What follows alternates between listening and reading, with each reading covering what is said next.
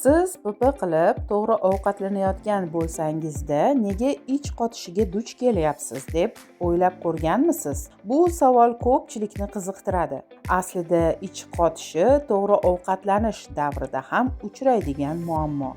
Men Shahnoza Obidovna, dietolog va nutritsiolog sifatida siz bilan uning sabablari va yechimlarini professional nuqtai nazardan ko'rib chiqaman. Nega PP vaqtida ich qotishi ro'y beradi? Bu savol ko'pchilikka tanish. Asosiy sabablaridan biri ovqatlanish tarkibi keskin o'zgarishi.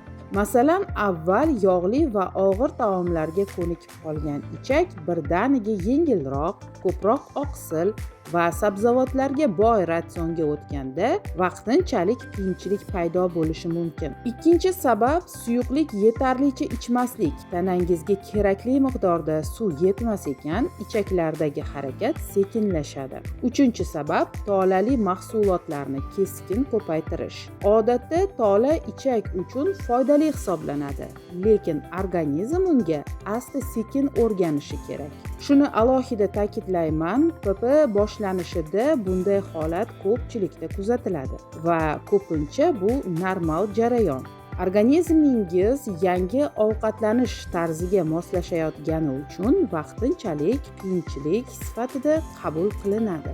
Agar sizda avvaldan ich qotish kuzatilgan bo'lsa, sabablari bir nechta bo'lishi mumkin. Birinchisi, oz harakat qilish. Harakatsiz turmush tarzi. Ichaklar ham mushak, ularni harakatda ushlab turish uchun kundalik jismoniy faoliyat zarur. Ikkinchi, ratsionda tolali mahsulotlar yetishmasligi, sabzavot, mevalar, dukkaklilar va danakli donlar ichak harakatini qo'zg'atadi. Ular yetishmasa, ich qotish rivojlanishi oson. Uchinchi, suv kam ichish. Suv yetarli bo'lmasa, ichakdagi moddalar qurib qoladi va harakat qiyinlashadi. To'rtinchi, ortiqcha shirinliklar. Oq unli mahsulotlar, tez tayyor taomlar. Bunday ovqatlar ichak faoliyatini sekinlashtiradi. Beshinchi, stress va uyqusizlik. Asab tizimi bilan ichak to'g'ridan-to'g'ri bog'liq. Stress ichak faoliyatini izdan chiqaradi. Oltinchi, ayrim dori vositalari ham ich qotishini kuchaytiradi. Shuni bilish kerakki, agar ich qotishi uzoq vaqt davom etsa yoki doimiy tus olsa, albatta mutaxassis bilan maslahat qilish zarur. Shuningdek, ich qotishiga organizmdagi ayrim kasalliklar ham sabab bo'lishi mumkin. Masalan, qalqonsimon bez faoliyati pasayishi, gipotireoz. Qalqonsimon bez gormonlari ichaklarning ish faoliyatini ham nazorat qiladi.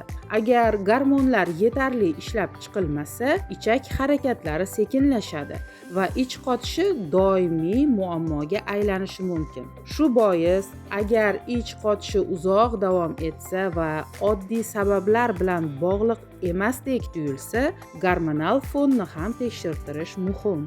Biz sabablarini ko'rib chiqdik. Endi eng qiziq qismiga kelamiz. Organizmga tabiiy yo'l bilan qanday yordam berish mumkin? Avvalo, ich qotishiga qarshi kurashishda dori vositalariga shoshilmaymiz. Tanani tabiiy usullar bilan qo'llab-quvvatlash har doim samarali va xavfsizroq. Birinchi, suv. Kun davomida yetarli miqdorda suv ichish ichak harakatini faollashtiradi. Ikkinchi, kletchatkaga boy ovqatlar, sabzavot, mevalar, dukkaklilar va don mahsulotlari ichaklar uchun yo'l sozchi vazifasini bajaradi. Uchinchi, harakat. Kunlik piyoda yurish, yengil mashqlar ichaklarning tabiiy ritmini yo'lga soladi. To'rtinchi, rejim. Ovqatlanishni bir vaqtda qilish ichaklarda barqarorlikni ta'minlaydi. Shunday qilib, organizmga o'z vaqtida suv, toza ovqat va harakat bersak, ich qotishni tabiiy yo'l bilan yengishimiz mumkin. Bundan tashqari, agar tabiiy yo'llar yetarli samara bermasa, sinadeksin tabletkasidan foydalanish mumkin, chunki u tabiiy vosita hisoblanadi va ichaklarni yumshoq holda harakatlanishiga yordam beradi. Albatta, har qanday qo'shimcha vositani qo'llashdan oldin shifokor maslahatini olishni unutmaymiz. Chunki har bir organizmning ehtiyoji va hassosligi turlicha. Ko'pchilik slim choylar haqida so'rab murojaat qiladi, lekin bilib qo'ying, bu kabi choylar ichaklarni sun'iy ravishda juda ko'p qiynaydi. Birinchi paytlarda samara berayotgandek tuyuladi, ammo keyinchalik ichaklar o'z tabiiy harakatini yo'qotishi va faqat shu choyga bog'lanib qolishi mumkin. Shuning uchun slim choylar orqali ozish umuman to'g'ri yo'l emas. Ular ichaklarning himoyachi mikroflorasiga zarar yetkazishi, so'rilish jarayonini buzishi va hatto suvsizlanishga olib kelishi mumkin. Eng to'g'ri yo'l ovqatlanish tartibini to'g'ri yo'lga qo'yish va organizmga tabiiy yo'l bilan yordam berishdir. Mening maslahatim, slim choylarga umid bog'lamay, tabiiy yo'ldan boring. Bu xavfsiz va barqaror natija beradi. Ich suradigan turli tabletka va siroplarni ham ko'pchilik tezkor yo'l sifatida qo'llashni yoqtiradi. Lekin shuni yodda tuting, ular faqat vaqtinchalik ta'sir ko'rsatadi.